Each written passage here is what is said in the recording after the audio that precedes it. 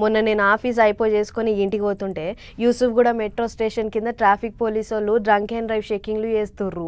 నేనంటే ఆడపిల్లను కాబట్టి నన్ను ఇడిచిర్రు కానీ బ్యారికేడ్లు పెట్టి బండ్లను ఆపేటాళ్లకు ఫుల్ ట్రాఫిక్ అయ్యింది.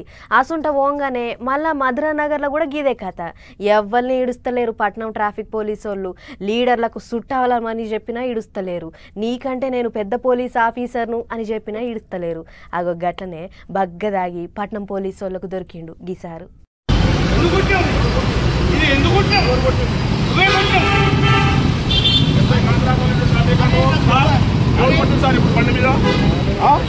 హైదరాబాద్ పట్టణంలో ఉన్న మధురానగర్లో బిర్రుగా మందేసి కారు నడుపుకుంటా ట్రాఫిక్ పోలీసు వాళ్ళకు దొరికిండు.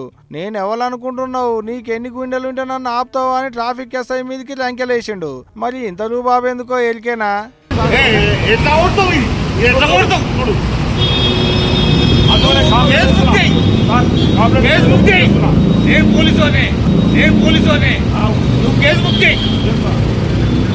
అగో సార్ కూడా పోలీసేనాట.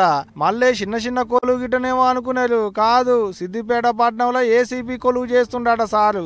సార్ పేరు సుమన్ కుమార్. మరి పట్టణానికి ఏం పని మీద వచ్చిండో ఏమో గాని బగ్గ దాగి కారు నడుపుతుంటే మధురానగర్ లో కారు ఆపిల్లట ట్రాఫిక్ వాళ్ళు. నేను కూడా పోలీసు నీకంటే పెద్ద ఆఫీసర్లు నేను, ఎంత ధైర్యం ఉంటే నా బండిని ఆపుతామని సింధులు దొక్కిండు. అయినాకి ఎస్ఐ సార్ ఏం ఊకోలే. బగ్గ దాగి కారు నడుపుడే కాకుండా ఇంకా నా మీదకే రూబాబు చూపెడతావా అని లా అండ్ ఆర్డర్ పోలీసు వాళ్ళకు పట్టించిండు గీ తాగుబోతు ఏసీపీ సార్లు. గాలికి పోయేటి కంపను ఈపికి తగిలించుకుండా అంటే గిదే కదా.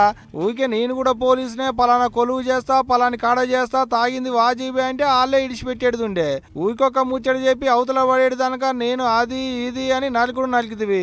ఇప్పుడు ఏమైందే సోనన్న, నలుగు ఇట్లా నవ్వు బాట్ల పైన తోటి పోలీసు వాళ్ళ కాడ ఉన్నిచ్చితి బాయే అనుకుంటూ లటకి ముచ్చట తెలిసిన పబ్లిక్.